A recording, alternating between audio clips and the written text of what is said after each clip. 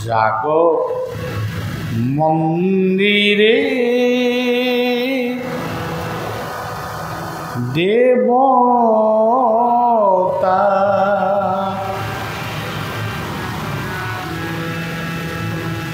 জাগ মন্দিরে হে দেবতা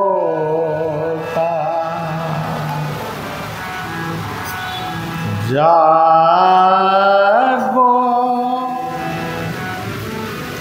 জাগ মন্দিরে হে দেবতা জাগ মন্দিরে হে দেবতা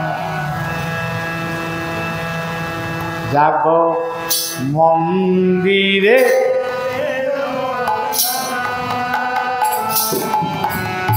জাগ মন্দিরে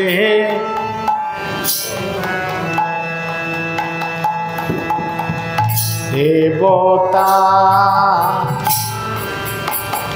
দেবতা দেবতা দেবতা দেবতা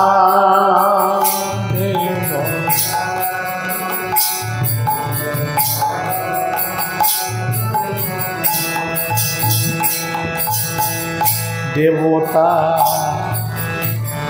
কেতে দূরু মোহি আসিছি ধাই কেতে দূরু মোহি আসিছি কহিবি প্রভু কহিবি গোপন কথা জাগ মন্দিরে জাগ মন্দিরে জাগ মন্দিরে কথা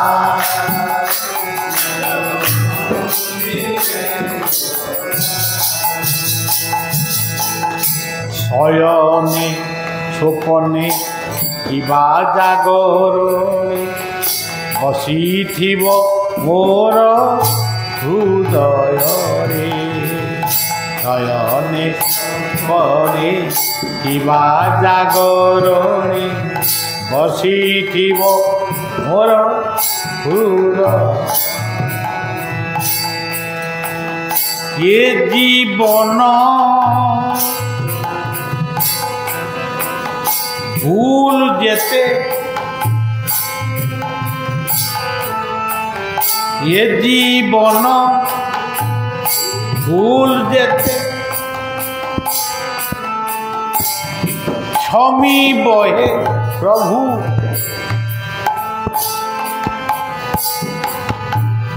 দেবতা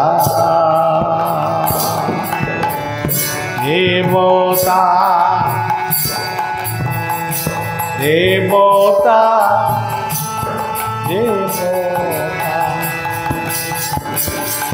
এ জীবন ভুল যেতে ক্ষমিব হে প্রভু বলিয়ার এই কথা বলি এই জাগ মন্দিরে দেবতা জাগ মন্দিরে দেবতা জাগ মন্দিরে দেবতা জাগ জাগ মন্দিরে দেবতা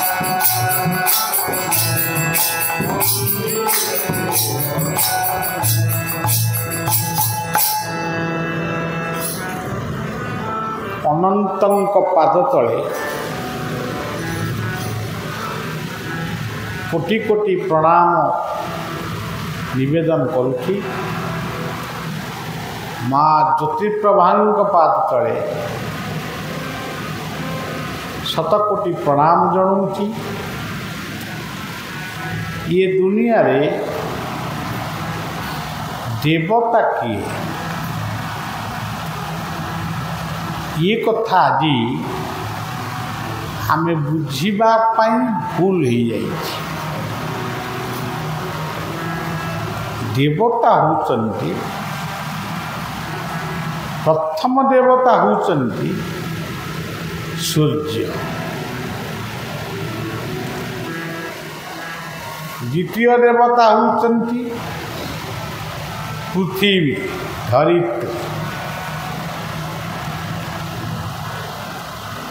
तृतीय देवता होचंती सुंदर मनोरम परिवेश, तापर देवता होचंती पिता माता।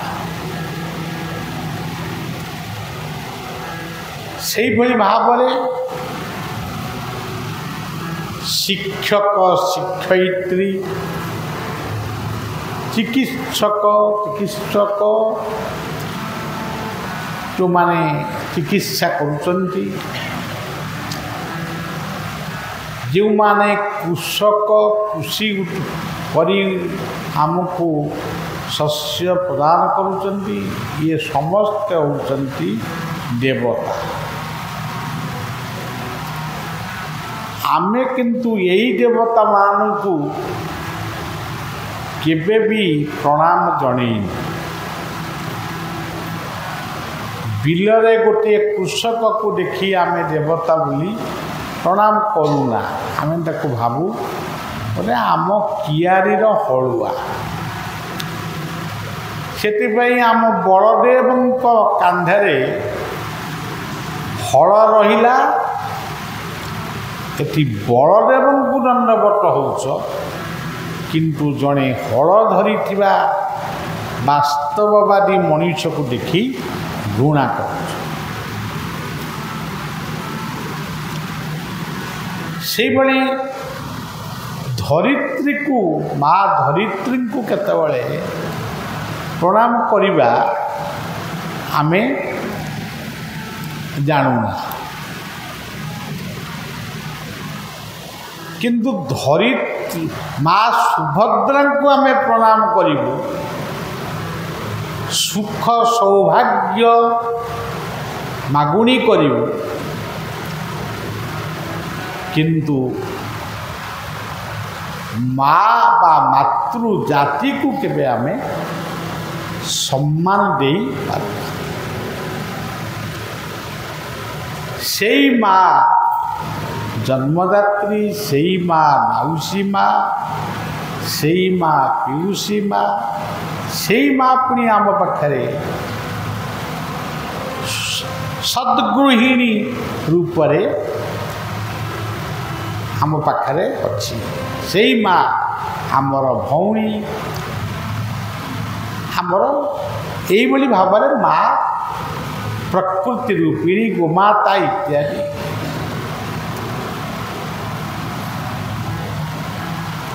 मातृजाति की असम्मान करी आमे शारदा को विरदा को ज्योतिर्प्रभा ज्योतिर्मयी को माँ माँ बोली डाकिले प्रकृत से दुख शुणिबे नहीं।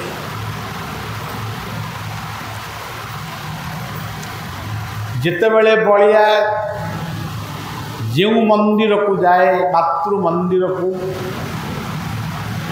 मो बो मो सान बो बड़ बो सान बो ईमान को सब चिंतन करे। मु भावे यही रत्न सिंहासन रे वो माँ बसी।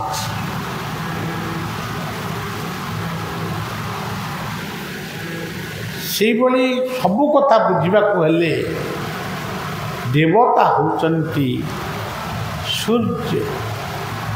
आमे जगन चंद्रमा जगन्नाथ को आमे प्रणाम करुचु, ଲକ୍ଷାଧିକ ଲୋକଙ୍କର ଭିଡ଼, କିନ୍ତୁ ସୂର୍ଯ୍ୟଙ୍କୁ ନମସ୍କାର କରୁନୁ କି ଚନ୍ଦ୍ରଙ୍କୁ ନମସ୍କାର ବି କରୁନୁ। ଯଦି ଚନ୍ଦ୍ର ରିଷ୍ଟ ପଡ଼ିବ ତାହେଲେ ଆମେ ଚନ୍ଦ୍ରଙ୍କୁ ବନ୍ଦାପନା କରୁ। କଳା ମେଘର ସ୍ୱରୂପ କାଳିଆ ସାମନ୍ତ, ତାଙ୍କୁ ଆମେ ପ୍ରଣାମ ଜଣାଉଛୁ।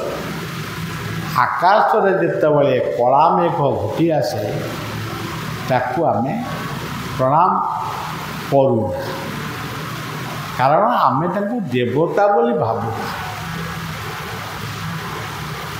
ତେଣୁ ଯିଏ ଆମ ପାଇଁ ସବୁକିଛି ଦେଇଛନ୍ତି, ସେଇ ଯେଉଁ ସୃଷ୍ଟିର ମାଲିକ, ଯିଏ ଆମକୁ ଖାଇବାକୁ ପିନ୍ଧିବାକୁ ବଞ୍ଚିବାକୁ ପବନ ପ୍ରାଣ ଦେଇଛନ୍ତି, ଯିଏ ଆମକୁ ଜଳ ଦେଇଛନ୍ତି, ଯିଏ ଆମକୁ ଉତ୍ତାପ ଦେଇଛନ୍ତି, ଯିଏ ଆମକୁ ଖାଦ୍ୟ ଦେଇଛନ୍ତି, ସେଇଭଳି ଦେବତାମାନଙ୍କୁ ଆମେ ପଦଦଳିତ କରି ଅସମ୍ମାନ କରୁ। ଏଣୁ ସଦ୍ଗୁରୁମାନଙ୍କୁ ପ୍ରଭୁ ଏଠାକୁ ପଠାନ୍ତି, ସେ ସାଧନ ଭଜନ କରନ୍ତି। କାହିଁକି? ଏଇ ସବୁକୁ ସେ ସଜାଡ଼ିବା ପାଇଁ, ଶୃଙ୍ଖଳିତ କରିବା ପାଇଁ ସେ ଆସନ୍ତି। ସେମାନେ ଆସୁଛନ୍ତି, ଆସିବେ, କିନ୍ତୁ କିଛି ସଦ୍ଗୁରୁ ସେ ପାଠ ପଢ଼ାଇବା ପାଇଁ ଆସି ପାଠ ନ ପଢ଼େଇ ନିଜେ ଗୋଟିଏ ପାଠ ହେଇକି ରହୁଛନ୍ତି। ମୋତେ ପୂଜ, ମୁଁ ବ୍ରହ୍ମା, ମୁଁ ବିଷ୍ଣୁ, ମୁଁ ଶିବ, ମୁଁ ପରବ୍ରହ୍ମ, ମୋତେ ପୂଜା କର। ତେଣୁ ଅଡ଼ୁଆ ହେଇଗଲା। ଯେଉଁମାନେ ପ୍ରକୃତରେ ବୁଝାନ୍ତି ମୁଁ ଜଣେ ଭଗବାନଙ୍କ ପ୍ରେରିତ ସନ୍ତାନ ଆସିଛି ତୁମକୁ ମାର୍ଗ ଦର୍ଶନ ଦେବା ପାଇଁ, ସେଇ ହେଉଛନ୍ତି ପ୍ରକୃତ ଗୁରୁ ବ୍ରହ୍ମା, ଗୁରୁ ବିଷ୍ଣୁ, ଗୁରୁଦେବ ମହେଶ୍ୱର, ଗୁରୁ ସାକ୍ଷାତ ପରଂ ବ୍ରହ୍ମ, ତସ୍ମୈ ଶ୍ରୀ ଗୁରବେ। ସମସ୍ତଙ୍କୁ ଇଏ ମନ୍ତ୍ର ପଢ଼ିକିରି ଦଣ୍ଡବତ ହେଲେ ଚଳିବ, ନହେଲେ ବି ଚଳିବ। ଯିଏ ଆମକୁ ଜନ୍ମ ଦେଇଛନ୍ତି ଯେଉଁ ପ୍ରକୃତି ରୂପିଣୀ ମା, ତାକୁ ତ ଆମେ ଚିହ୍ନିଲୁନି, ତାଙ୍କୁ ଆମେ ବ୍ରହ୍ମା ବୋଲି ଭାବିଲୁନି। ଯିଏ ଆମକୁ ପରିଚାଳନା କରି ଜୀବନକୁ ସରସ ସୁନ୍ଦର କରୁଛନ୍ତି, ତାଙ୍କୁ ମଧ୍ୟ ଆମେ ଚିହ୍ନିଲୁ ନାହିଁ। ଆଉ ବିଷ୍ଣୁ ବୋଲି କହିଲେ କେମିତି ହେବ? ଯିଏ ଆମକୁ ଛୋଟରୁ ବଡ଼ କରୁଛନ୍ତି, ମଙ୍ଗଳମୟ ରୂପରେ ଆମ ପାଖରେ ସବୁବେଳେ ଅଛନ୍ତି, ତାଙ୍କୁ ବି ଚିହ୍ନିଲୁ ନାହିଁ। କାନ୍ଧରେ ପାଣି ଧରି, ଠେକିରେ ପାଣି ଧରି, ପାଦରେ ଚାଲି ଚାଲି, ମଞ୍ଜେଇ ଟାଣି, କିଏ ଭାଙ୍ଗ ଖାଇ, କିଏ ମଧ୍ୟ ମଦ୍ୟପି, ଆଉ କେତେକ ନିଷ୍ଠାରେ କେଉଁ ସୁଦୂର ଶିବ ମନ୍ଦିରକୁ ଯାଉଛନ୍ତି। କି ନିଜ ପାଖରେ ବା ଗାଁରେ ଯେଉଁ ମନ୍ଦିର, ସେଠି ଗୋଟେ ରୁଦ୍ରାଭିଷେକ କରିବା କି ପ୍ରଣାମ କରିବା ସେମାନେ ଏପର୍ଯ୍ୟନ୍ତ ଶିଖିଲେ। ସେଥିପାଇଁ ଆମେ କହୁଛୁ, କହିଲେ କ'ଣ ହେବ? ପାଣି ବୋହିକିରି ନିଅ, କିଛି କଥା ନାହିଁ। କିନ୍ତୁ ଜାଣିବା ଦରକାର ପୃଥିବୀରେ ବର୍ତ୍ତମାନ ଜଳ ସବୁଠାରୁ ଅଭାବ। ଜଳ ଅଭାବ ମେଣ୍ଟାଇବା ପାଇଁ ଆମର ସରକାରମାନେ ବହୁତ ଚିନ୍ତିତ। ଜଣେ ସନ୍ଥ ହୋଲି ଖେଳରେ ଏତେ ଜଳ ମାନେ ରଙ୍ଗ ଫଙ୍ଗ ହେଇକିରି ଗାଧେଇଲା ବେଳେ ଏତେ ଜଳ ସେଠି ନଷ୍ଟ ହେଲା, ଗୋଟେ ଜିଲ୍ଲାକୁ ଜଳ ଯୋଗେଇ ହେଲା ନାହିଁ। ଏ କଥା ମଧ୍ୟ ସାଧୁସନ୍ତମାନେ ବୁଝିବା ଦରକାର। ତେଣୁ ସଜ୍ଜନ ସବୁ କଥାର ଗୋଟାଏ ମାନେ ସୀମା ଅଛି। ଆଜି ଆମେ ସୀମା ଉଲ୍ଲଙ୍ଘନ କରି ବିପଦ ସୁନାମୀକୁ ଆମେ ଆମନ୍ତ୍ରଣ କରୁଛୁ। ତେଣୁ ଦେବତା ଜାଗ ମନ୍ଦିରେ ହେ ଦେବତା, ଏ ଗୀତଟି ମୋର ଅତି ପ୍ରିୟ। ମୁଁ ଯେତେବେଳେ ବୋଲିବାକୁ ଚାହେଁ ପ୍ରଥମେ ଏଇ ଗୀତଟି। ତେଣୁ ସଜ୍ଜନ ସମସ୍ତେ ହେଉଛନ୍ତି, ଯେଉଁମାନେ ଶୁଣୁଛନ୍ତି ସେମାନେ ମୋ ପାଇଁ ଦେବତା। ମୋ କଥାଟା ଶୁଣୁଛନ୍ତି,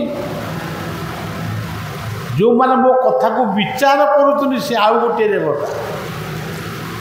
ଭୁଲ ହେଲା କି ଠିକ୍ ହେଲା ତାକୁ ଯେଉଁମାନେ ବିଚାର କରୁଛନ୍ତି ସେମାନେ ମଧ୍ୟ ଦେବତା।